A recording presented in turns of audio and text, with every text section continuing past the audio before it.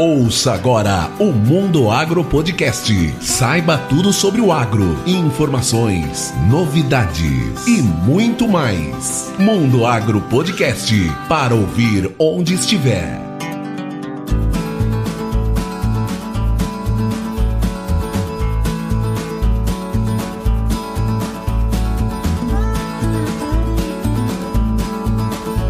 O tema de hoje é o curso de agronomia e para isso nós convidamos 4 coordenadores super feras no assunto para que você possa entender mais sobre esse curso fantástico. E antes de começar esse episódio, vamos para alguns recados. Se você quer entrar em contato com o Mundo Agro Podcast, mande um e-mail para mundoagropodcast@gmail.com e lembre de nos seguir nas redes sociais como @mundoagropodcast. E fiquem agora com esse super episódio.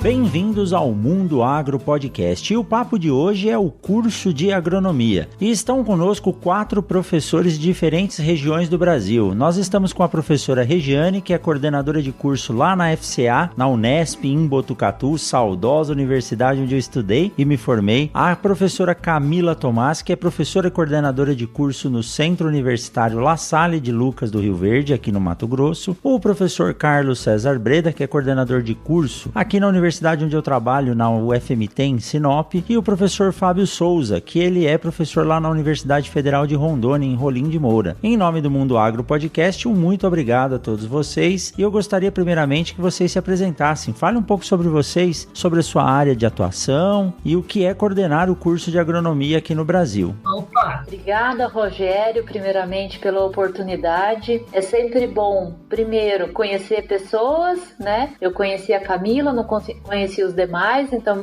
por aí já começa uma nova oportunidade e falar daquilo que a gente gosta fica fácil, né? Eu sou natural de São José dos Campos, aqui no estado de São Paulo, mas eu fiz agronomia na Universidade Federal do Espírito Santo, num campus no sul do estado, numa cidade que chama Alegre. Aí eu fiz depois mestrado, doutorado, tudo na área de manejo integrado de pragas. Eu trabalho com entomologia, minha linha de pesquisa. O mestrado eu fiz na Unesp no campus de Jabuticabal e o doutorado eu fiz na Exalc, na USP de Piracicaba. Mas nesse meio tempo, o projeto de pesquisa de doutorado eu fiz em Goiás, morei um tempinho em Goiás e depois eu fiz um pós-doutorado em Londrina, na Embrapa Soja. Eu trabalho bastante com pragas da soja, do milho, pragas de grãos. É onde eu estava quando eu passei no concurso aqui na Unesp, no campus de Botucatu, na Faculdade de Ciências Agronômicas, em 2012, quando ingressei aqui a carreira de docente na universidade. E agora, 6 anos após o meu ingresso, eu assumi esse desafio de coordenar o curso de Engenharia Agronômica aqui. E agora a gente enfrenta uma fase de reestruturação do curso, né? O curso de Engenharia Agronômica no âmbito nacional passa por uma reestruturação, alguns mais adiantados, outros menos. Então, o principal desafio é ajustar esse novo currículo para o curso de Engenharia Agronômica que está sendo trabalhado. Reformulação de curso não é nada fácil, nós vamos falar sobre isso mais pra frente. Que joia, Regiane, que maratona, que trajetória, né? Eu acho que toda essa trajetória de quem assume a carreira acadêmica, ela faz parte de um processo de formação muito importante para a gente poder lidar com os alunos e trazer um pouco dessa experiência de vida, de estudar bastante, porque praticamente a gente estuda com afinco, não que a gente pare de estudar, a gente sempre está estudando, mas a gente estuda com afinco por praticamente 25, 30 anos para teoricamente depois começar a passar um pouco daquilo que a gente aprendeu, né? Muito bom. Camila, sua vez. Joia, boa noite, Rogério, boa noite, Regiane, Breda, professor Fábio. Também gostaria de agradecer pela oportunidade de participar de falar do que a gente gosta, né? Como foi falado pela professora Regiane. Bom, então, sou Camila, também sou nascida em Botucatu, interior de São Paulo. Lá eu fiz a minha graduação, segui mestrado, doutorado e pós-doutorado no Departamento de Agricultura. Fui orientada da professora Sibeli Chalita Martins, depois no pós-doutorado fui orientada do professor Amaral e vim para o Mato Grosso em meados de 2015 e daí em 2016 eu vim para Lucas do Rio Verde e assumi então a coordenação. Até então tinha o curso de tecnológico, o curso de agronegócio e depois saiu a portaria do curso de agronomia, o qual eu assumi a coordenação e estou até hoje. E ainda não foi formada a primeira turma do curso de agronomia aqui no Unila Salle Lucas. A Camila já sabe da história, mas é um curso que eu tenho um carinho especial pelo curso daí da La Salle, porque toda a comissão, os diretores vieram até aqui em Sinop conhecer a estrutura de Sinop quando eles tinham a ideia de montar o curso, para entender um pouco o que eles precisavam para dar entrada no processo. E deu certo, né? A gente tem essa parceria grande da Camila, que fez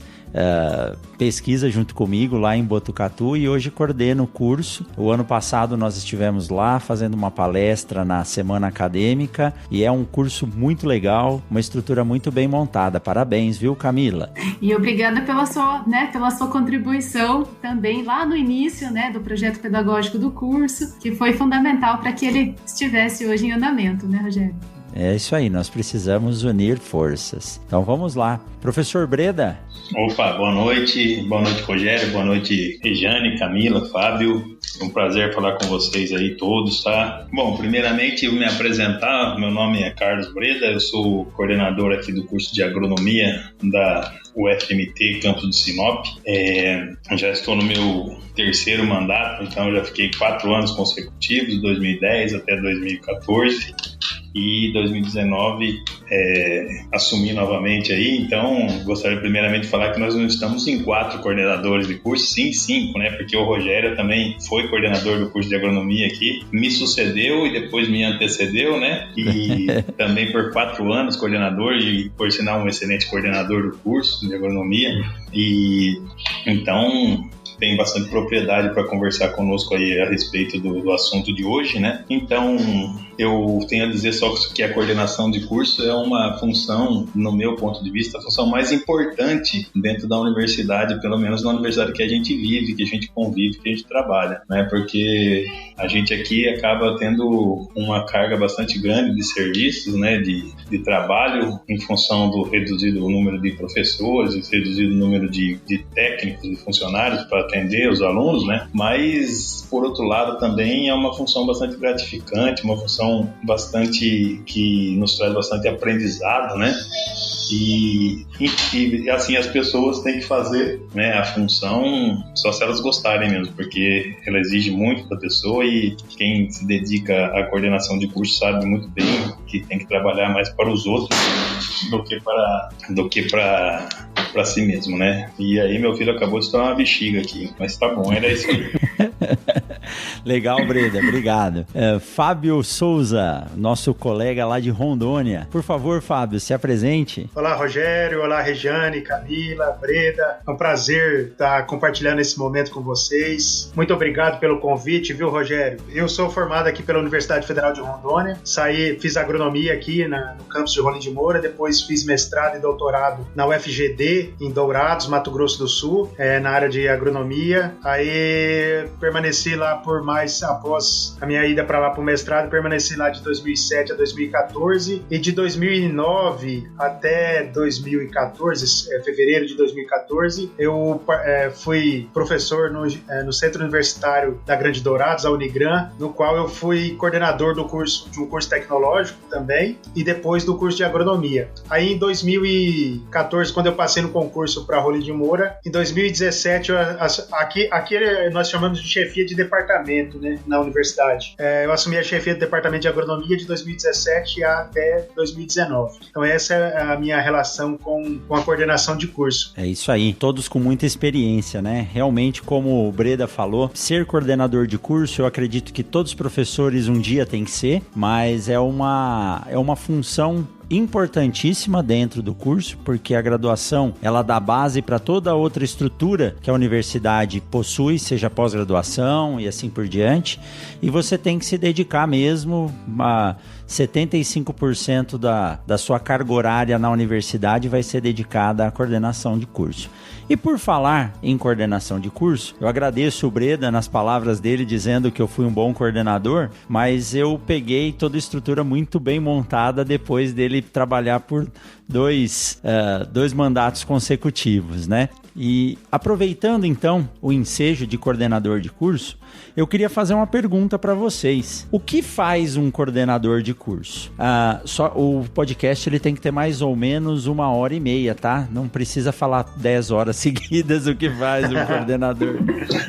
Não, é brincadeira, tá? Porque se a gente for falar assim, o que faz um coordenador de curso, se um for falar de cada vez, vai durar uma eternidade, tá? Mas sucintamente eu faço novamente a pergunta para vocês, né? Qual é a função? O que faz um coordenador de curso? Qual que é o papel dele dentro da universidade, dentro do curso? Eu acho que o coordenador de curso, aqui na UFMT, né, o coordenador de curso, ele tem uma função muito importante, né, desde do momento da chegada, né, do aluno, da recepção dos alunos quando calouros, né, e um papel burocrático muito grande, né, porque na UFMT a gente tem, como eu já falei, uma parte de coordenação de curso com poucos técnicos, né, então acaba muita coisa sobrando para o coordenador de curso, às vezes que poderia ser uma função do secretário. Então, além das funções normais, o coordenador de curso ainda acaba atendendo o aluno em algumas ações que não seriam necessárias, né? E o coordenador de curso é o responsável pela condução, é como se fosse o presidente do curso, ele que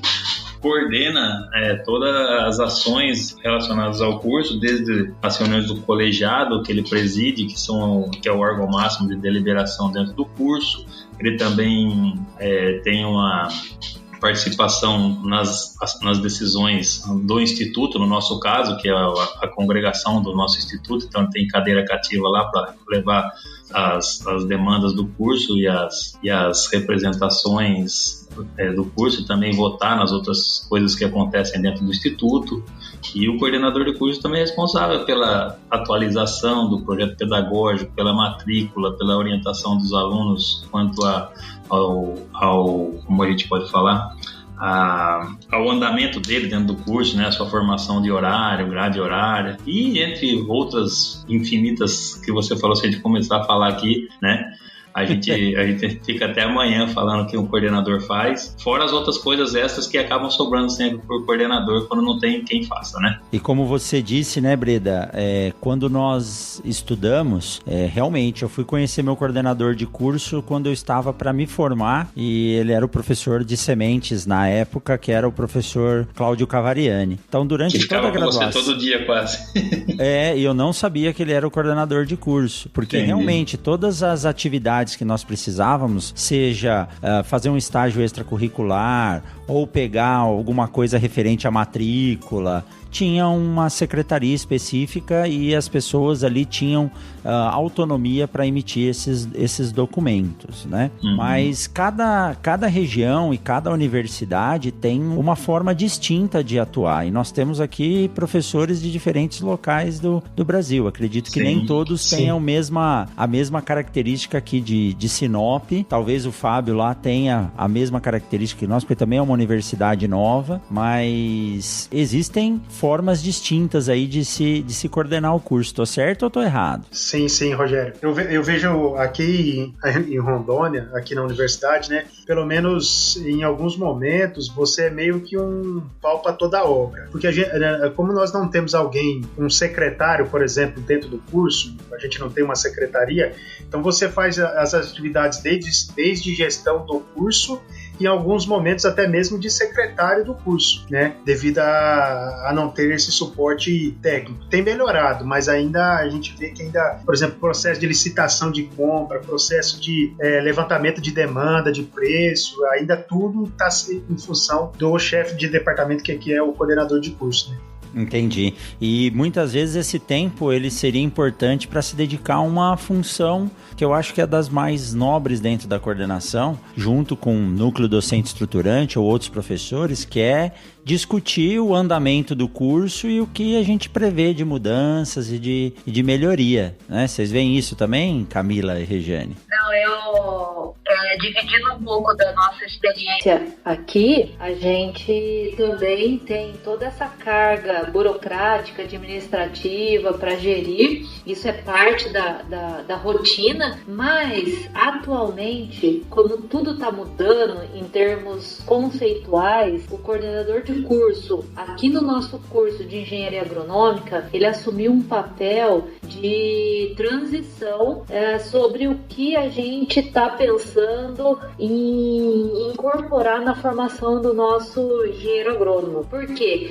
Hoje, com essas plataformas tecnológicas, a gente entende que a gente não vai mais formar engenheiros agrônomos para trabalhar em termos competitivos nas empresas, nas instituições, universidades, seja a instituição que o nosso aluno ingressar, mas a gente está tendo uma responsabilidade de mudar esse conceito do que é educação, porque, veja, a gente está aqui hoje gravando essa oportunidade para depois viabilizar o podcast. Então essas ferramentas tecnológicas, elas estão incorporadas no nosso processo hoje e o coordenador de curso está sendo maestro de como fazer isso, como operacionalizar o uso dessas plataformas e preparar o engenheiro agrônomo para trabalhar com esses ecossistemas de inovação hoje, né? Se a gente resgatar aí a história do desenvolvimento da humanidade, a gente passa por diversas fases, né?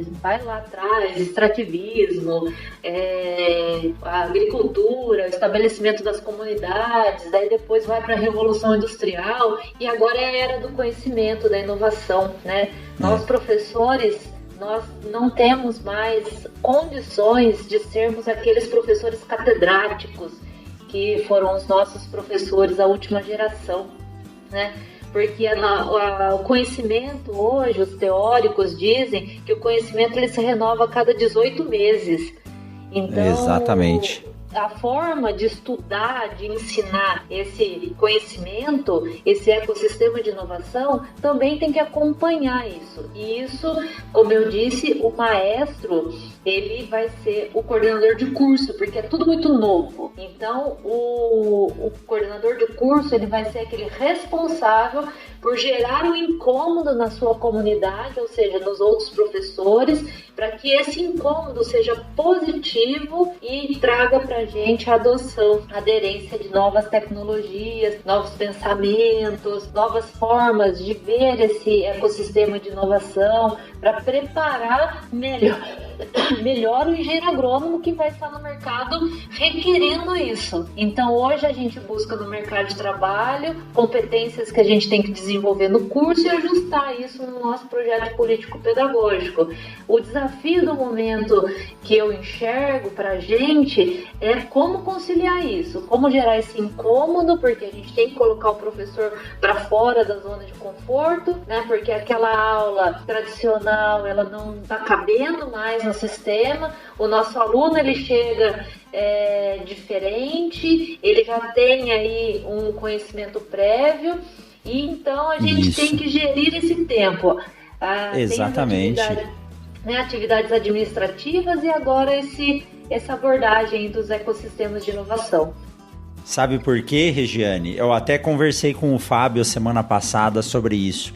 se nós não nos enquadrarmos na velocidade que esse desenvolvimento tecnológico vem ocorrendo, e você tem razão de dizer, e eu gosto de dizer, podcast é uma inovação tecnológica, é uma nova forma de difundir conhecimento, é uma nova forma de fazer rádio, mas se a gente não acompanhar esse desenvolvimento, nós não vamos conseguir nos comunicar com os alunos em sala de aula. Aqui em Sinop há uma guerra muito grande com o uso de celulares em sala de aula. Chegou uma época lá em 2013 que eu parei de brigar com essa história de aluno ter celular, de mandar ele parar de usar o celular dentro da sala de aula. Eu fiz ao contrário, eu tornei o celular uma ferramenta que me auxiliasse na aula. Então eles tinham que usar as buscas do celular para conseguir buscar e chegar a algum resultado ou falar de algum assunto que nós estávamos trabalhando. E a Camila pode falar melhor do que nós, Sinop é muito tecnológico, mas se você pegar o intervalo ali de área entre Nova Mutum e Sorriso, é um local onde as empresas do mundo testam os equipamentos. Em Lucas do Rio Verde, nessa safra de soja, uma grande montadora de tratores e semeadoras veio testar uma semeadora que tinha aí a ideia de plantar, né, de semear acima dos 15 km por hora. E isso começou a ser testado aqui no eixo 163. Então, se a gente não se inteirar, os alunos vão chegar para nós com mais informação do que a gente tem, né, Camila? Exatamente. Compartilhando, né, e indo ao encontro do que já foi falado, a nossa atividade como coordenação, claro, nós temos toda a parte que nós chamamos, né, a parte burocrática. Nós cuidamos do projeto pedagógico do curso. Nós temos essa função de cuidar do projeto. Nós aqui na nossa instituição, que se tornou centro universitário recentemente, nós também cuidamos da organização dos horários dos professores, planos de estudos de alunos, então atendimento ao aluno. Nós também temos uma carga horária relativamente alta de aula, né? Nós temos 20 horas de coordenação e 20 horas de aula. E dentro disso tudo também tem esse desafio, até comentado até pela professora Regiane também, que é pensar então nesses projetos de inovação, esses projetos de como que está esse acadêmico. Aí, Rogério, tem um desafio também, que é os nossos acadêmicos, o nosso curso aqui, ele é noturno, e os nossos acadêmicos, sim, eles já trabalham nas empresas, eles já têm essa vivência prática e também têm os acessos hoje, né? Nós temos muito acesso às ferramentas, nós temos acesso a bibliografias, a muita informação pelas redes sociais, pelos livros, enfim. E daí nós temos essa aula noturna. Então o acadêmico ele já chega com conhecimento prático e ele já trabalha, já atua, durante o dia ele trabalha com pesquisador em melhoramento e à noite ele tem uma aula sobre melhoramento genético. Então como que o professor se reinventa? Então esse é um desafio nosso enquanto coordenadores de realmente, como o professor comentou, né, de tirar todo mundo da zona de conforto e pensar como que será esse engenheiro agrônomo no futuro. Esse é um grande desafio para nós na condição de coordenação de curso. O andamento do curso, ele está totalmente na mão do coordenador. O pensar... Desculpa. E atuar, né, Breda? Assim, eu acho super bacana, assim, tudo isso, né, que foi falado, mas essa parte da inovação, de trazer coisas novas para os alunos, de a gente começar a trabalhar de forma diferente, né? Inclusive a FMT, anteontem, acho que começou uma nova fase, assim, da parte de educação à distância, né, com uma plataforma bem bacana, os cursos começaram para a gente também, para fazer aula online, prova online, né? Tudo, eu acho bem bacana tudo isso, né? Mas, assim, o que me deixa muito chateado cada vez mais é que os investimentos na universidade, eles não vêm, né? Não sei como que é em São Paulo, como que é na universidade particular, mas na federal, eu tenho certeza que na do Fábio não é diferente, né? Os investimentos na universidade cada vez mais são cortados, né? E aí a gente vai buscar parcerias fora da universidade, a gente precisa disso, mas também a gente não tem esse apoio institucional para a busca de parcerias, que ainda precisa ser muito melhor estruturado, né? E aí tem todas aquelas burocracias para a entrada de recursos dentro da universidade, né? E aí o coordenador acaba sendo um maestro, eu concordo com a Regiane, mas por enquanto é um maestro sem batuta, porque ele não tem controle de nada, né? O maestro que é o coordenador, que é o responsável pelo andamento dos cursos, né? Principalmente aqui no nosso caso, ele não comanda nada. Se a gente lembrar daquela ilustração antiga que tinha um monte de passarinhos sentados em vários níveis, assim, vários galhos da árvore, o coordenador é o que fica lá no chão. Então ele tudo que ninguém consegue fazer, manda pro coordenador. Mas o coordenador não consegue comandar nada, pelo menos no caso das federais aqui, que a gente tem a vivência. E isso é muito complicado pra gente. A gente tentou mesmo na agronomia, o Coimbra, ele comandou muito bem o nosso novo PPC. A gente tinha ideia de colocar algumas disciplinas que merecem hoje ser colocadas na agronomia, né, como parte de mercado, a parte de marketing, a parte de inovação tecnológica, umas outras disciplinas, né, que seriam bem interessantes. A gente não pode pôr porque não pode contratar professor, né? Então assim, então a gente tira uma matéria e coloca aquele professor para dar outra, né? Então não tem como a gente fazer isso porque o professor foi concursado numa área. Então assim, é muito legal, eu acho que a gente tem brigado muito por isso aqui na UFMT, né? Pela valorização do coordenador e também pela valorização da universidade como um todo, mas ainda a gente fica de mãos atadas, né? São desafios, né, Breda? Sim. Olha, gente, eu não falaria melhor, eu não colocaria melhor a realidade. Ela é dura, ela é triste, né? Dói na gente, porque por muitas situações eu me sinto esse passarinho que estava no chão, sim. Mas eu não sei, esse momento de crise, de pandemia, de isolamento social que a gente está vivendo agora, eu estou tentando manter a motivação individual daí, né? Tô falando mais como professora até do que como coordenadora, mas as coisas estão relacionadas. Manter a motivação porque a gente está vendo que só vai sair dessa crise por meio da ciência, por meio da educação, por meio do conhecimento acadêmico, científico. Então, vamos acreditar que tem uma luzinha lá no fim do mundo, né?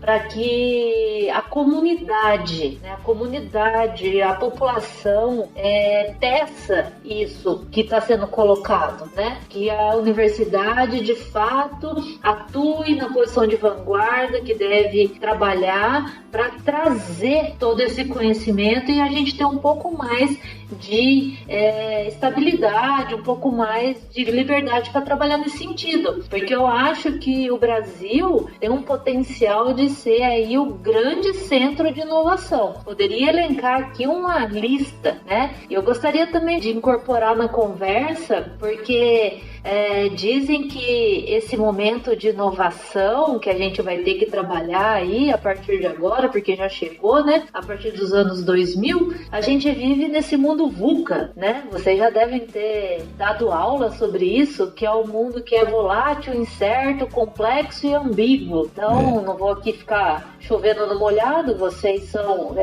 experts no assunto, mas o que eu penso é que para a gente sobreviver nesse mundo VUCA e colocar o nosso aluno, como foi dito, né, que já traz uma experiência do mercado de trabalho ou uma experiência prévia e desafiando aí o conhecimento do professor, como eu disse, o conhecimento ele se renova a cada 18 meses e por isso que a gente não tem mais catedráticos. É impossível você dominar um conhecimento na sua totalidade, como eram, né, os professores que conseguiam ter 100 anos para adquirir todo aquele conhecimento. Nesse mundo VUCA eu penso que a gente vai ter que trabalhar essa flexibilidade, não só na gente, como na nossa comunidade e na população, porque daí eles entendem um pouco mais do que é o nosso trabalho, né? E um pouco mais de coragem, porque eu parabenizo mais uma vez essa oportunidade de estar falando sobre esse assunto, porque muitas das vezes é fácil a gente se colocar numa posição mais tranquila, de não levantar os pontos que merecem ser colocados, né? Precisa ter coragem para isso, porque o coordenador do curso, o professor falou que é aquele passarinho que fica no chão. Eu costumo dizer que é o que apanha que nem gato no saco, né? É o que tem que resolver tudo em tempo, com qualidade e as excepcionalidades de cada um. E daí, por último, para buscar isso que o professor falou, dessa falta de valorização, de posição de vanguarda, a resiliência. A gente vai ter que que ser resiliente, de entender o que está acontecendo para avançar. Essa é a palavra da vez, viu, Regiane? Com certeza. Eu penso que sim. Essa é a palavra da vez pelo seguinte, o que o Breda falou, eu concordo que as coisas são muito engessadas, mas quando ele diz que o coordenador não tem autonomia, ele não tem autonomia financeira e não tem autonomia também perante as leis que existem dentro da universidade, essas histórias de a gente tentar mudar projeto pedagógico para enquadrar nossos alunos na realidade. Você vê, o Fábio lá em Rondônia, o coordenador de curso é chefe de departamento. Aqui em Sinop não existe departamento, existe um instituto com um diretor e os coordenadores que são os maestros dos cursos. Aí em Botucatu já tem departamentos que quando eu estudava aí tiveram que ser fundidos porque já não tinha como manter um número grande de gestores. Mas o que eu gosto de dizer é assim, todo mundo que nos ouve, quem tá ouvindo aqui agora sabe que eu e meu filho a gente gosta muito de aviação. E eu acho importante falar, nenhum acidente de avião, nenhuma vida perdida num acidente de avião foi em vão. Tudo que aconteceu em acidente de avião serviu de exemplo para que aquilo fosse corrigido lá na frente e não voltasse a ocorrer. Então as dificuldades que nós passamos aqui são as mesmas enfrentadas por muitas universidades e acredito que a Camila também. Não é porque a fundação que ela trabalha é um curso noturno, é um curso onde os alunos pagam para estudar, que ela tem liberdade financeira para poder atuar. Então isso, a resiliência vai nos dar a possibilidade de sentar, falar, bom, a realidade que nós temos hoje é essa. Os alunos continuam vindo até nós e nós vamos ter que dar um jeito de formá-los bons cidadãos e bons profissionais. Então, a partir daí, a gente tenta transformar o que a gente tem com as ferramentas que a gente possui para poder trabalhar, porque se a gente for só de encontro com o sistema, ninguém vai andar para lugar nenhum, né? Pelo menos esse é o meu ponto de vista. Agora, Camila, se você tiver bastante dinheiro aí, você avisa, viu? Que aí nós vamos pedir um pouquinho, tá? Né, Fábio? Manda um pouquinho para nós. Eu só vou deixar claro assim, não é que eu falo assim, porque eu acho que o coordenador é uma função muito importante e eu falo dessa forma, assim, meio que reclamando, mas é porque eu gosto muito de ser coordenador, entendeu? Eu gosto de ser, já fui por 2 anos, já sou por 2 mandatos, estou sendo de novo, né? E faço o papel de coordenador da melhor forma que eu posso, né? Me dedico muito. Sim. Mas às vezes a gente percebe que, além de ser uma função desvalorizada, né? A universidade como um todo acaba sendo desvalorizada, né? O ensino, a educação no Brasil. Então a gente se esforça, tenta buscar, né, o curso de agronomia é um curso bem estruturado aqui, né? A gente já tem feito um trabalho bem bacana. Inclusive com os outros coordenadores, até o Coimbra, quando era coordenador, até com a universidade como um todo, né, deu várias ajudas, né, auxílios, inovações. Então a gente faz de tudo, mas assim, a gente vê que é uma coordenação, um cargo bastante ingrato pelo tudo que a gente trabalha, né? Não, mas eu concordo, viu, Brenda? Eu tô de pleno acordo com você.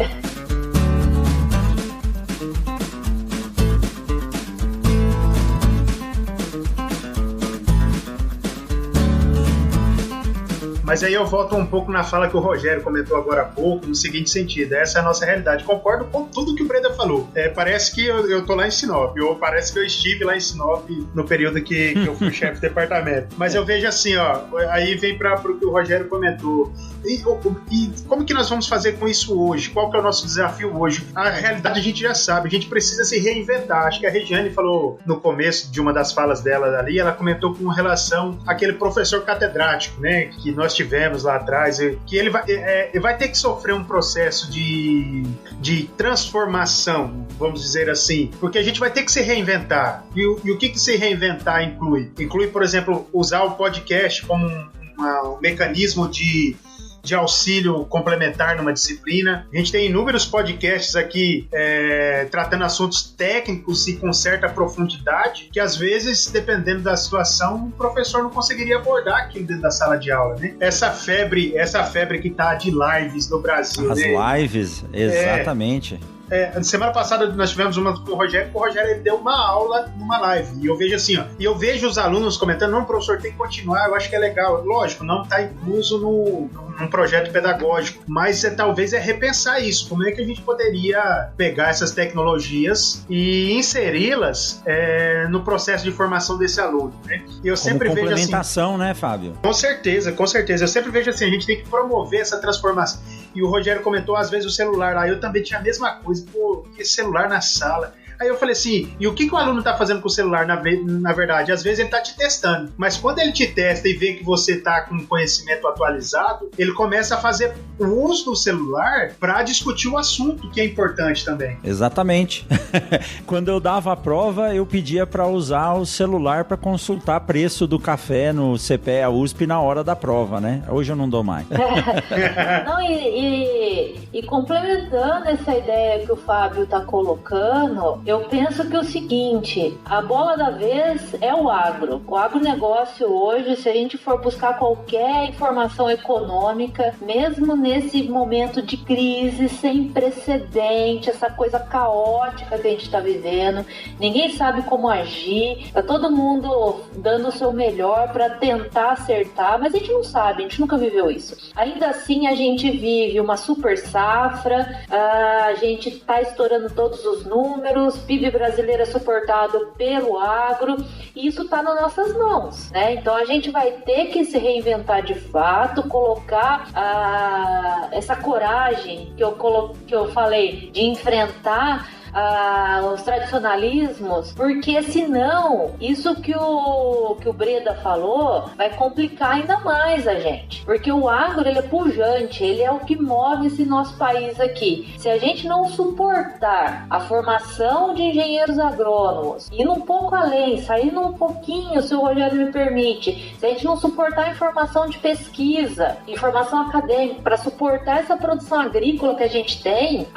daí sim é que a gente não vai ter apoio de comunidade e sequer os políticos vão nos observar, porque a gente precisa mostrar o nosso valor e a necessidade de investimentos. Eu concordo, assim, em tudo que o Breda falou, todos, né? Eu acho que a gente vive aqui um mundo muito parecido, apesar da gente estar em pontos diferentes no Brasil. Então, na minha cabeça hoje, como coordenadora do curso, eu vou ter que ter assim muita sensibilidade de acessar um colega que eu tenho extremo respeito e falar para ele que é importante sim ele abordar aquela tecnologia que deu origem a tudo que a gente tem hoje, mas que existem outras e que ele vai precisar se aprimorar dentro daquelas tecnologias que a gente tem hoje à disposição e estar disponível para ensinar também até os colegas, trabalhar um pouco aí com ego, com vaidade, mas eu acho que é um caminho sem volta, porque se a gente não suportar esse agro pujante, vocês aí no Centro-Oeste, 33 milhões de hectares de soja, daí sim, Breda, eu acho que a gente vai estar em maus lençóis, porque até hoje a universidade, institutos de pesquisa, eles suportaram todo esse crescimento, e de agora em diante vai ser tudo meio diferente. Então acho que a nossa responsabilidade hoje, ela é gigante. Exatamente. Sim, deixa eu comentar, né, sobre antes ali que foi falado também a parte do recurso, né? O que acontece? Eu acho que eu sou aqui como representando até as instituições particulares, né? O Unilassalle, como é que funciona? É uma rede que está presente em vários países, e só que o curso de agronomia é o único aqui no Brasil, né? Da La Salle é o único aqui em Lucas. E sim, nós temos muitos desafios em relação a docentes, em relação tem assim bastante flexibilidade em relação aos docentes. Tem um desafio muito grande que é manter o acadêmico. Então, diante dessa, por exemplo, desse momento que nós estamos passando, esse momento econômico também bastante preocupante. Então, tudo isso, nós também temos essa preocupação em manter o nosso acadêmico dentro disso tudo, manter o acadêmico motivado, principalmente. Então, para que a gente mantenha esse acadêmico motivado, a gente faz um atendimento individual e nós temos que sempre estar antenado com o que está acontecendo, sim, mesmo diante dos desafios que nós enfrentamos de diariamente, nós temos que estar motivados. Eu digo nós, né, todos os docentes da instituição. Por quê? Porque a evasão acontece. Então, desde quando começou a pandemia, nós sabemos de um alto número de desemprego e teve muitos acadêmicos que desistiram do curso. Por ser uma instituição particular, então acaba desistindo do curso e no momento futuro eles vêm, então, quem sabe, voltam então a estudar. Mas hoje está sendo essa a opção. Então, primeiro eu vou pensar em as questões de manter a família, né? Tem muitos que já têm família, e depois, se eu tiver renda, eu estudo. Então, esse desafio que acredito que as instituições públicas ainda não tenham, mas aqui no particular a gente tem, que é essa evasão de alunos e essa motivação que tem que ter dos nossos acadêmicos, que vai ao encontro de tudo que os professores já comentaram sobre inovação. Então, se o aluno, de repente, ele não está de acordo com a metodologia de um professor, é muito fácil para ele trancar a matrícula. Se, por exemplo, se a faculdade, por exemplo, também, isso não quer dizer, e vamos pensar em qualidade. Então, nós temos aí, não pode ser, não vamos passar a mão na cabeça de todos os alunos. Isso não pode acontecer, porque daí você perde qualidade de ensino. Então, temos que manter um padrão de qualidade de ensino e temos que manter a motivação por parte dos professores, porque senão o professor também vai embora. E isso acontece muito, e principalmente aqui na nossa região. Então, nós temos muitas pessoas interessadas em docência, mas que vêm para cá e de repente a família ficou longe e ficam 2-3 meses ou tem uma oportunidade de trabalho em outra região e acaba acontecendo. Então nós temos sim me fugiu a palavra agora, essa rotatividade de professores muito grande. Então a gente não fideliza muito, né? Hoje, como o curso já está nós estamos no 8º semestre aí, nós temos sim hoje nós estamos com 15 professores. Tem professor que entrou esse semestre. Então, nós temos essa rotatividade, que também é um grande desafio, que é de um pouco diferente daquele de uma instituição pública, né? Então, tem essa parte do acadêmico e do docente também, que isso acaba concentrando no coordenador. E Camila, uma coisa que eu acho interessante falar do curso noturno, muitas vezes as pessoas acham que a faculdade particular paga e o curso noturno são só alunos que têm recurso, que vão estudar. E estando aí conversando com os alunos, nós vimos que é diferente. Muitos alunos que estudam à noite são aqueles que já atuavam no setor agronômico, agropecuário, tinham a vontade de fazer um curso, mas não podiam fazer um curso integral que tem que ser feito durante o dia, porque ele precisava trabalhar e o trabalho dele é o que sustenta a família, os filhos e assim por diante. Então, quando dá a opção de um curso noturno, esse aluno pôde acessar esse curso e manter o seu emprego. Então, muitos alunos que eu conversei são alunos que trabalham durante o dia para poder se manter e para poder pagar a faculdade à noite. Então, eu achei muito interessante isso. É uma forma de fornecer acesso àquele que não tinha como largar o trabalho para fazer um curso integral. A gente vê aqui em Sinop muitos alunos que às vezes nem terminam o curso porque o trabalho acaba se tornando prioridade. Tem que comer, né, primeiro, então ele acaba não fazendo o curso porque aqui ele tem que dedicar 40 horas semanais, no mínimo, para fazer aulas de segunda a sábado de manhã, né? Exatamente, Rogério. Aqui, por exemplo, fazendo um levantamento aqui, né, não preciso, né, do curso de agronomia, nós acredito que 95% já trabalham, 95%. Então. E sem contar os filhos, contando o trabalho, mas tem os filhos de produtores também. Sim. Que na época de safra. Que é uma correria, né? Eles já auxiliam lá na propriedade e à noite vêm para a aula. Então é comum, assim, a gente receber, a aula começa às 18h30, é comum nós recebermos mensagens dos alunos: professor, eu tô na estrada, tô saindo de Sinop, eu tô numa fazenda aqui longe, tô comum colhendo, tô colhendo. Sim, quebrou o caminhão. Exatamente, nós temos que ter essa sensibilidade também por tratar do curso de agronomia, saber a realidade do dia a dia e entender. Então é comum nós recebermos, né, o acadêmico na época de safra, ele avisar que às vezes ele vou chegar uns 10 minutinhos atrasado, e aí assim, o aluno ele precisa trabalhar, exatamente, ele precisa trabalhar para ele conseguir estudar, para ele conseguir manter a família. Essa é a realidade dos nossos acadêmicos aqui. E aí esse aluno que ele vem à noite, ele está fazendo esse esforço, então ele procura uma oportunidade melhor no futuro. Então nós, né, nos sentimos com essa responsabilidade muito grande de atender essa necessidade, né? Legal. E você tocou num assunto que era a minha próxima pergunta, Camila. E como a gente tem gente dos 4 cantos aí praticamente, né, do Brasil, eu quero saber de vocês. Como que tá a aceitação desses profissionais que vocês têm formado hoje no mercado de trabalho? Mercado de trabalho, quando eu me formei, era um mercado bem aquecido. Hoje continua assim também? Os alunos têm uma boa capacidade de conseguir emprego terminando a universidade? Como que tá a empregabilidade na agronomia hoje? Rogério, eu vejo que uma coisa que contribui para isso são estágios extracurriculares.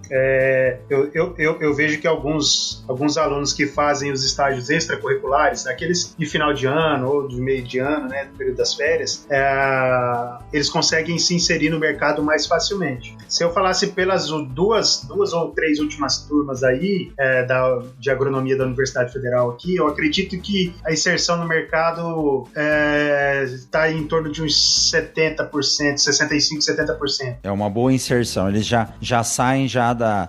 Quando você fala em estágio, eu sempre defendi isso, porque o meu orientador lá em Botucatu, o professor João Nakagawa, me colocava para fazer estágio desde das primeiras férias, né? O estágio é a sua vitrine, né? E eu acredito que é a melhor forma do profissional chegar no mercado de trabalho. O Breda, Camila, Regiane, concordam? Estão na mesma posição aí? Olha, Rogério, eu não só concordo, como essa tem sido aí uma das principais atividades da coordenação, junto à coordenadoria de estágios. A gente tem aqui uma coordenadoria acessória à coordenação. Não sei se na época de vocês já existia, mas é a famosa CEBOP, né? É Coordenadoria de Estágios e Orientação Profissional. E isso, nos últimos 5 anos, foi assim intensificado. Para dar exemplos concretos de como que isso tem sido trabalhado, porque isso que o Fábio falou, traz para a gente a análise de que esse aluno em formação, ele entra em contato com o mercado de trabalho ainda com essa vigilância da universidade. Mas para ele também avançar bastante lá, ele tem que ter esse preparo, né? Diante do que ele vai ser requerido lá no estágio. Então aqui a gente, com essa coordenadoria, a gente trabalha bastante isso e a gente promove em todo semestre, ou pelo menos uma vez por ano, uma feira de oportunidades. O que é essa feira de oportunidades? A gente traz esse contratante, né? Essa pessoa que vai oferecer o estágio extracurricular e depois também o curricular para os nossos alunos, a gente traz para dentro da universidade. A proposta é derrubar os muros que possam, por um acaso, existir entre a universidade e o possível empregador no futuro. Então a gente traz aqui para dentro, num evento de exposição desses alunos às empresas, às instituições, aos empregadores aí, para aproximar. E isso tem nos trazido aí uma empregabilidade de egressos muito alta, porque a gente estava percebendo que, em função de um ajuste até de mercado, os alunos da Unesp, eles estavam aí se posicionando mal, mas com essa atividade a gente conseguiu aumentar bastante e os alunos gostam muito dessa oportunidade. É isso aí. Bom, no nosso caso aqui de Sinop, né, a gente tem, acho que uma vantagem, sei lá, um benefício, que a gente está inserido na região que é onde se produz mais alimentos do mundo, né? Então a gente tem assim uma excelente colocação dos nossos egressos, né? Então a gente está aí em torno de 90%, 85% de colocação, né? Então essa parte assim, inclusive a gente para querer ter dados mais concretos, até eu e o Coimbra esses dias fizemos aí o Coimbra fez para mim, me ajudou a fazer um Google Forms, né? Para a gente entrar em contato com os nossos egressos, a gente tem bastante contato com eles, porque muitos trabalham aqui na região, às vezes a gente vai nas feiras, o Coimbra costuma falar isso, eu adoro ir em feira, em exposição, porque a gente encontra todos os ex-alunos lá nos estandes das empresas, né? Então a gente tem essa alegria, né? Essa felicidade de a gente ter bastante colocação no mercado, só que por outro lado, com relação aos estágios, Fábio, para mim também, na nossa região, o estágio extracurricular seria tudo de bom para nós se não tivesse essa lei também que engessa muito, né? A gente tem muita dificuldade dos alunos fazerem o estágio extracurricular oficializado. Sim. Teoricamente é contra a lei fazer estágio sem ter o termo de compromisso e sem ter lá a bolsa, tudo mais, que é o extracurricular, né? Então também a gente tem um pouco desse problema, né? Porque a gente poderia ter um sucesso muito maior, né? Ainda se a gente tivesse essas possibilidades, essa facilitação de fazer os estágios. Então, aqui no nosso caso, Coimbra, você conhece bem, né, a situação nossa aqui, então a gente tem essa felicidade aí de ter uma boa colocação dos nossos alunos e muitas vezes alguns, né, já com algum tempo de formado aí, 4, 5 anos, já chegando lá na nossa sala de Hilux Zero, ganhando mais que a gente, né, e isso deixa a gente bem feliz por ter contribuído, né, para que isso acontecesse, né? E eu acho que Breda, desde muita que coisa ainda boa vem pelo paga churrasco, traz churrasco de vez em quando, mas traz bastante abonezinho, chaveirinho, né? Mas já tá bom, né? Propaganda das empresas.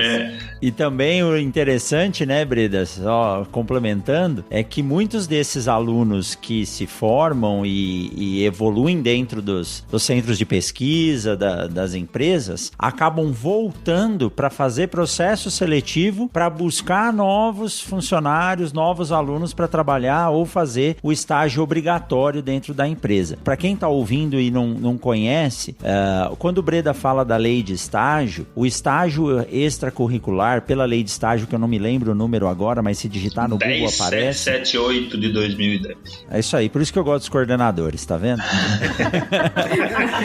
Então, essa lei de 2007, ela obriga a empresa que vai contratar um aluno para fazer estágio extracurricular a pagar um auxílio transporte, a pagar um seguro e fazer um termo de compromisso com a universidade para inibir ações de, nós podemos dizer, entre aspas, de trabalho escravo. Mas o aluno, ele quer fazer o estágio. Então, muitas vezes, ele não nos avisa, chega nas férias, ele vai para uma empresa e começa a acompanhar os agrônomos sem nenhuma responsabilidade contratual, mas para poder aprender mesmo, né? Mas perante a universidade, ele não vai ter nenhum certificado, nenhum cômputo de horas, viu, Fábio? É 11778 a lei, viu? 11778 de 2008. Essa aí que é a famosa. Você sabe o que eu acho estranho nessa lei, Rogério? Que ela não fala o valor que tem que ser essa remuneração. Exatamente, então, se no termo de compromisso a empresa colocar R$1, ela está remunerando. Mas aí vai dar fiscalização do órgão fiscalizador se ele encanar, né? Sim. Então, às vezes, isso atrapalha, né? Atrapalha muito. Mas porque aí acaba fazendo com que talvez a universidade tenha que estipular isso, né? Sempre vão passando. Mas o importante é o aluno ter como fazer principalmente o estágio de final de curso nas empresas, que é a porta de entrada para eles, né? Sim. Só corroborando aquilo que você falou, Coimbra, a respeito das empresas, né? E as empresas que estão escutando, que estão ouvindo os representantes, aqui na UFMT, algumas empresas já vêm aqui dentro, né? Por também uma coisa boa para nós, já vem selecionar os nossos estagiários e a gente sempre dá de portas abertas aí para as outras empresas que quiserem vir também, né, fazer a sua seleção de estagiários, de trainees aqui, a gente oferece a sala, tudo mais, e a gente gosta muito de receber porque é uma boa oportunidade para conhecerem nosso campus, nosso curso e também para selecionar nossos alunos, né. Aí é o melhor dos mundos, né, Breda? Na hora que a gente tem aí um egresso retornando como, né, numa atuação profissional aí de sucesso. Eu acho que a nossa maior sensação de recompensa de que aquilo que a gente está fazendo de fato está sendo um diferencial no meio onde a gente atua. Então eu fico muito feliz. Eu gostaria de dividir com vocês e até pedir opinião. A gente aqui no curso de Engenharia Agronômica, a gente está em plena reformulação do projeto político-pedagógico. E essa questão de estágio é sempre uma discussão central. E tem uma tendência de a gente diluir o estágio obrigatório ao longo dos anos, ou ter uma opção de manter ele após a integralização dos créditos, mas colocar uma flexibilização de realização dessa carga horária ao longo dos anos para tentar trabalhar diversos aspectos na formação do aluno, mas uma delas também para incentivar, porque a gente percebe que muitos alunos perdem oportunidades de estágio em função desse rigor da legislação, né? Então a gente está estudando como fazer isso. A gente tem alguns cursos na Unesp que já fazem, como zootecnia aqui em Botucatu, mas a gente está estudando de experimentar isso na agronomia também. Aqui, Rogério, nós ainda não temos, né? Não chegamos na fase. Os alunos eles deverão entrar na fase de estágio obrigatório no 10º semestre. A turma mais adiantada aqui, nós estamos no 8º. Mas sim, essa parceria já tem, a gente busca parceria com as empresas e tem bastante aluno que faz o estágio extracurricular. Então a gente tem bastante incentivo por parte dessas empresas para fazer o estágio extracurricular, tentando atender a legislação. Inclusive tem um projeto, tem um convênio nosso aqui com a prefeitura, que é dos acadêmicos que são da agricultura familiar. Então esse convênio, ele prevê uma bolsa integral e o acadêmico que consta como estágio extracurricular desde o início do curso, e ele tem uma bolsa integral desses, comprovando que ele é da agricultura familiar. E só o que eu vejo como importante também, pensando em estágio obrigatório, seria a oportunidade que os acadêmicos têm de estudar em outro país, aqui é a mobilidade acadêmica. Isso já é uma realidade, né, das universidades, e nós buscamos também, espero, tem alguns acadêmicos que já estão interessados, que eu vejo que pela busca de um outro idioma, né, pelo estudo de um novo idioma, pela fluência, que essa é além do acadêmico ele conseguir se inserir no mercado, eu vejo que é importante ele se manter no mercado. Então a busca de um outro idioma e essa experiência fora, também ela é de extrema importância, né? É fundamental. Isso é muito bom, viu, Camila? Diminuiu muito a oportunidade dos alunos fazerem estágio fora do país, mas tem uma demanda bem grande lá fora, principalmente dos estágios de extensão, onde eles vão trabalhar nas fazendas, vão operar as máquinas e assim por diante. É uma experiência ótima. Muito bom vocês estarem trabalhando em cima disso, viu? E ao encontro do que a professora Regiane, né, de flexibilizar o estágio, tem que estar ao encontro da DCN, né? Também nós não passamos ainda nem pelo reconhecimento do curso. Então eu gostei dessa ideia. Em uma relação, nós podemos até, eu não sei, eu gostaria até de fazer uma pergunta, aproveitando, né, para vocês, se existe, eu sei que de outros cursos existe, se existe um encontro, né, para que os coordenadores do curso de Engenharia Agronômica possam discutir sobre isso. Eu nunca participei. Um fórum, seria interessante um fórum, né? O pessoal de zootecnia tem, uma vez no Congresso Brasileiro de Solos, até teve um painel falando dos cursos de agronomia e da disciplina de ciência do solo, né? Mas, assim, eu pedi até para a universidade o recurso para ele, não consegui. Mas o pessoal da zootecnia aqui, eles sempre participam no Congresso Brasileiro de Zootecnia, parece que sempre tem, né? Seria uma coisa interessante para a gente começar a articular até, né? E, de repente, no Congresso Brasileiro de Agronomia, que já teve até em Cuiabá uma vez, a gente, de repente, tem um painel das coordenações de curso para as inovações, né? Seria bem interessante. Camila, na UFMT, em 2012, 13 e 14, eles promoveram esse fórum para que os coordenadores de curso conversassem. Eu e o Breda nós participamos, o Breda era coordenador na época, para que a gente pudesse alinhar dentro da UFMT um currículo básico dos 3 cursos de agronomia. Agora, uma mobilização maior entre os estados, ela tem que ocorrer. Uma boa notícia que eu tenho: eu fui convidado para participar da comissão científica do Congresso Brasileiro de Sementes, e dentro desse congresso vai ter uma sessão onde os alunos vão discutir a formação deles. E talvez seja interessante também que os coordenadores de curso possam participar. Eu posso atualizar mais para frente a respeito desse ponto, mas é extremamente importante que haja essa comunicação para a formação e também fazer o que vocês estão fazendo, trabalhar em cima de um currículo com base na DCN que nos permita fazer uma mobilidade tanto nacional quanto internacional. Isso é uma proposta muito boa que deve ser levada para frente, sim, viu? Porque essa oportunidade que nós estamos aqui de conversar entre nós, que vários coordenadores de curso, ela é muito rica. Então, tem essa proposta, esse levantamento de flexibilização do estágio, e são demandas que nós podemos discutir e aprofundar isso. Acredito que seja muito válido.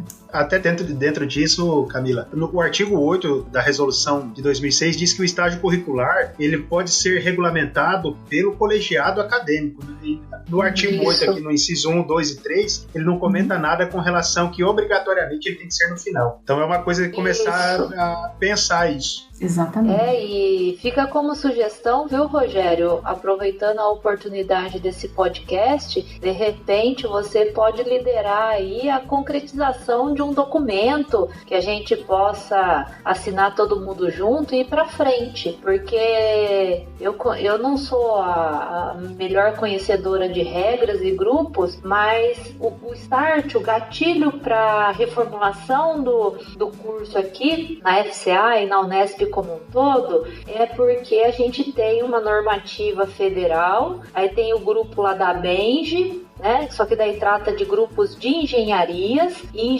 o governo federal fez a identificação de que as engenharias no Brasil, todas elas precisarão ser reformuladas, porque eu não sabia disso, mas o número de engenheiros formados num país, ele é um indicador socioeconômico, né? Eu tive acesso a essa informação no início da coordenação.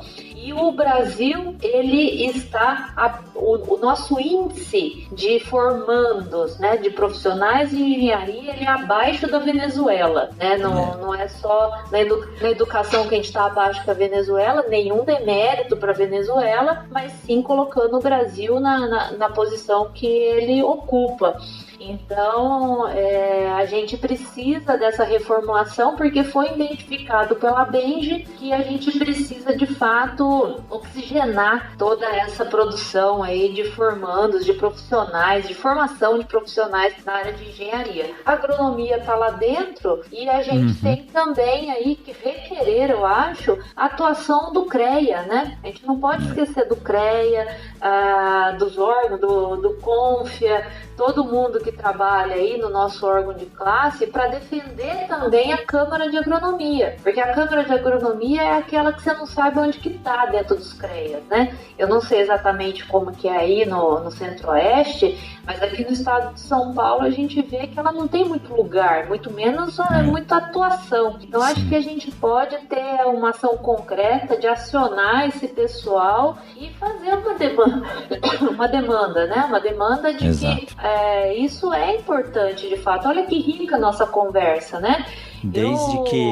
Eu vi isso, viu, Fábio? Eu acho que na norma a gente não tem restrição. E eu vejo que como a zootecnia já implementou, eu acho que é possível. É um caminho você diluir esse estágio aí ao longo da formação do aluno. Sim, eu fiquei surpreso porque há mais de 10 anos eu já tinha lido num desses fóruns, entendido essa demanda por profissionais da engenharia. Que a formação de engenheiros no Brasil, ela ela era muito aquém da demanda desses profissionais. Então, se ela continua, mais uma oportunidade para a gente trabalhar e colocar esses meninos no mercado de trabalho. Aquilo que eu digo e sempre repito, Gustavo Avelar, que é host nesse podcast também, ele sempre fala, pergunta para ele, tem vaga? Tem, de sobra. O que falta é o profissional adequado para se enquadrar naquela vaga. Então, a gente precisa saber se nós estamos formando o profissional correto para aquela demanda ou se nós não estamos formando isso, né? Com relação a essa adequação dos cursos de engenharia, eu olhei na resolução, eu não lembro o número agora, mas eu olhei, parece que a agronomia não estava inclusa nessa exigência ainda não, né? Não sei se vai entrar depois.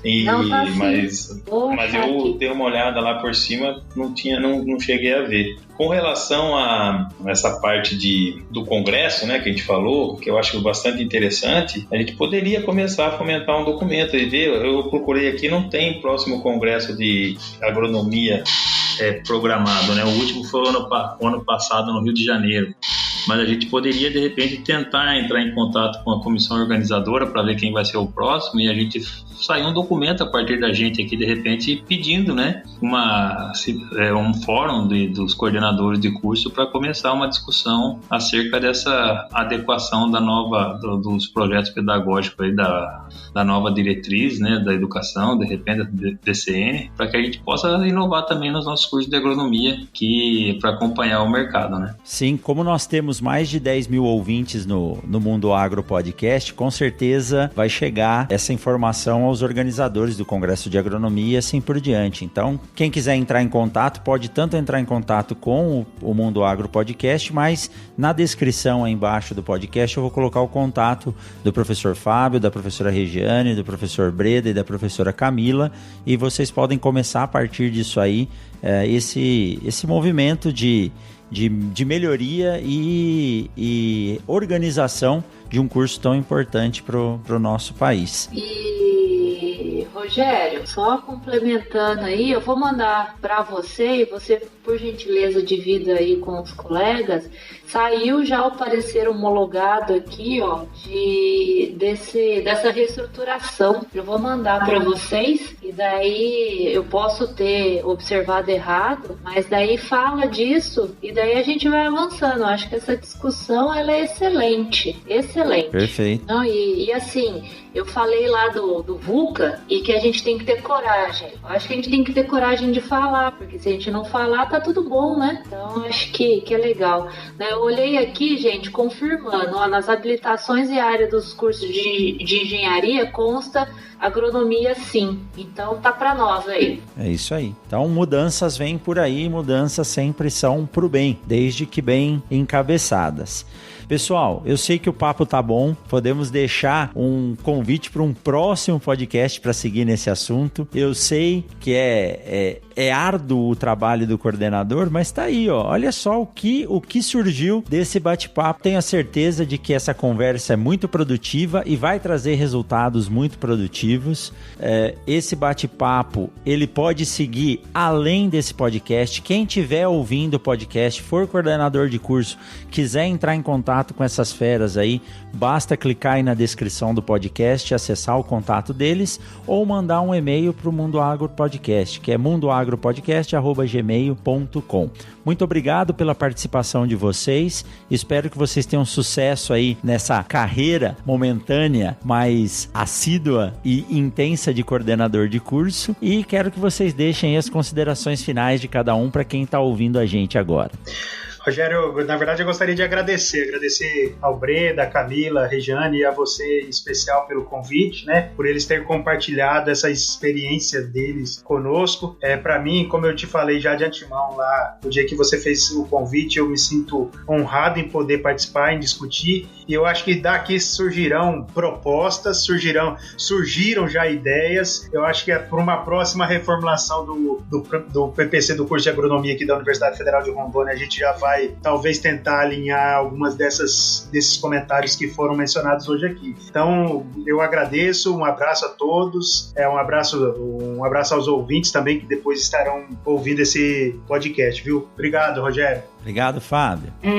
Gostaria também de agradecer a essa oportunidade incrível que foi de conversar, agradecer em especial, Rogério, pelo convite, né, primeiramente, e poder conversar, ouvir, né, os coordenadores, a Regiane, o Fábio, né, o Breda. Isso foi com certeza muito enriquecedor para nós. E agradecer também, né, aos ouvintes depois que estarão aí.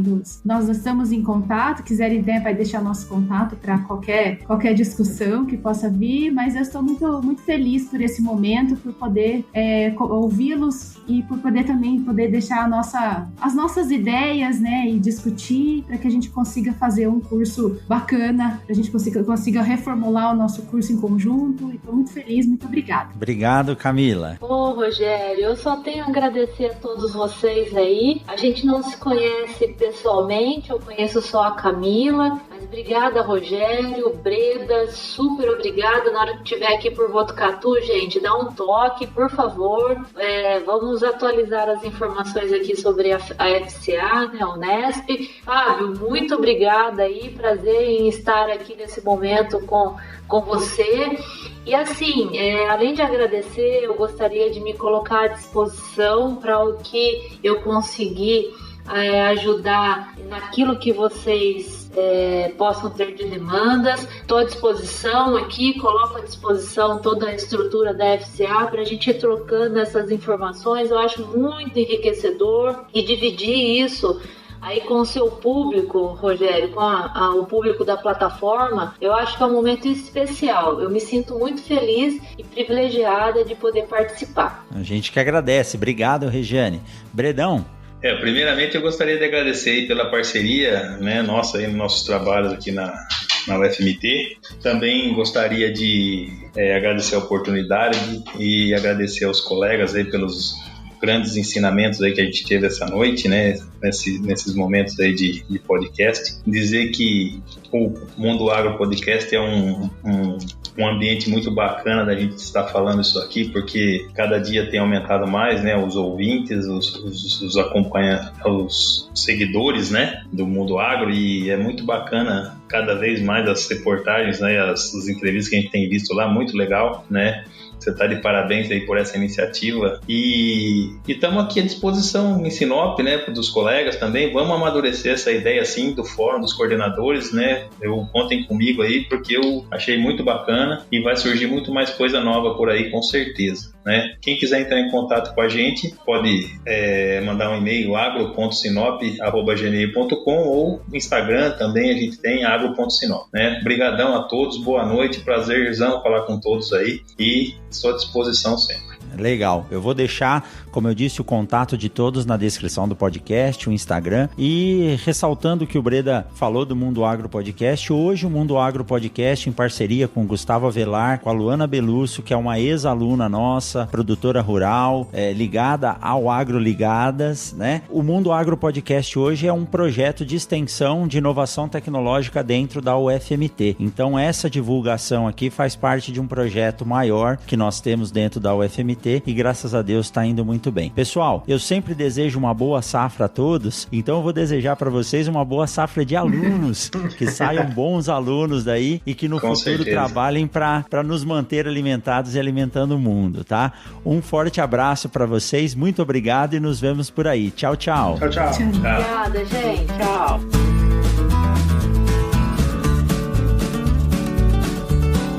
Mundo Agro Podcast, para ouvir onde estiver.